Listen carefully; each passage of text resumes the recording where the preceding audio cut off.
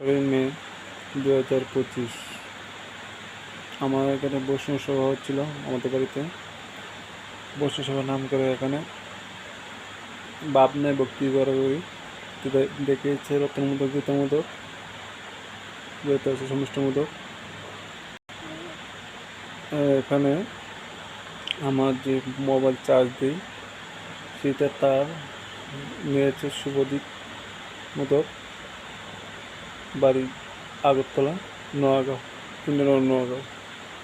এটা সোলেন মোদকের নিয়ে বলেছিল, এটা নিয়ে বাইন্দাতে লাগাই। তারপর সেটা গ্রিলের দরজার মধ্যে সাইডে নিয়ে রাখে। আমি দরজা লাগাতে যাচ্ছি, করতে যাচ্ছিলাম। তারপর এটা চিপাত করে কেটে যায়, সেখানে আগুন ধরে যায়। তারপর দুটো তার কেটে যায়। এভাবে পানে আসে এবং আজকে একটা টমটম আমাকে বাড়ি দেওয়ার চেষ্টা করে। বাবা বলছে আমাকে হাত বাড়িটা ভেঙে ফেলবে। আমাকে এর হাত দেখিয়ে, অনেক দূরে ছিল, আমি হাতে কোনো হাত দেখাই যে আরও রেস চললে রেস দিয়ে আমাকে উপর তুলে দেওয়ার জন্য চেষ্টা করে।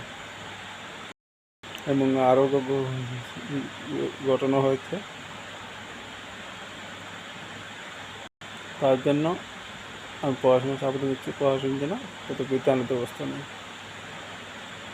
আমাদের ল্যাট্রিন বাথরুম এখানে একটা পাইপ ছিল, যেটা মোটর থেকে জল যাচ্ছিলো ট্যাঙ্কির মধ্যে, সেটার উপরেই দিয়েছে লাকড়ি রাখার জন্য, মানে সাপটা দিয়েছে লাকড়ি না বুঝি।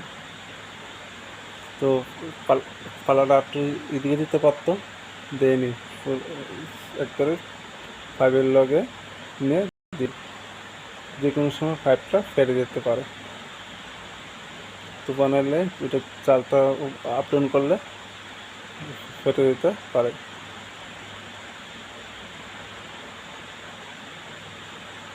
তার জন্য এই যে ষড়যন্ত্র করছে, তাদের পড়াশোনা চাপাতে করছে, পড়াশোনার জন্য তাদের বিরুদ্ধে আইনত ব্যবস্থা নেই। আরেকটা বিষয় হচ্ছে, একটা পাম্প ছেড়ে দেয়, লিক করে দেয়। কদিন আগে পাম্প দিয়েছি, যে পাম্প পুরো হয়েছে কি। আজকে সকালে সাইকেলটা দেখি পাম্প কম, সাইকেল চালায়নি। এটা পাম্প কম কেন? আমি সাইকেলটা চালায়নি, বুদ্ধ পাম্প ছিল, আমার সাইকেল পাম্প নেই। আবার করতে পরে দেখি, অনেকক্ষণ বিকালবেলা দেখি পাম্প নেই। তো এটা লিক করে দিয়েছে বা পাম্প ছেড়ে দিয়েছে, সম্ভবত ওটা লিক করে দিয়েছে। কে দিয়েছে? রতনমূলক গীতামূলক মিলে, যেহেতু সবিষ্ণমূলক। আমি পড়াশোনার সাথে আবেদন করছি, পড়াশোনার জন্য তাদের বিরুদ্ধে।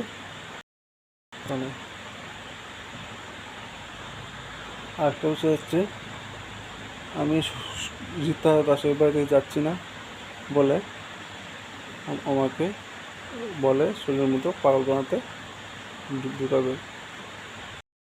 তার জন্য আমি পড়াশোনার আবেদন করছি, পড়াশোনার জন্য তাদের বিরুদ্ধে আইনত ব্যবস্থা নেই।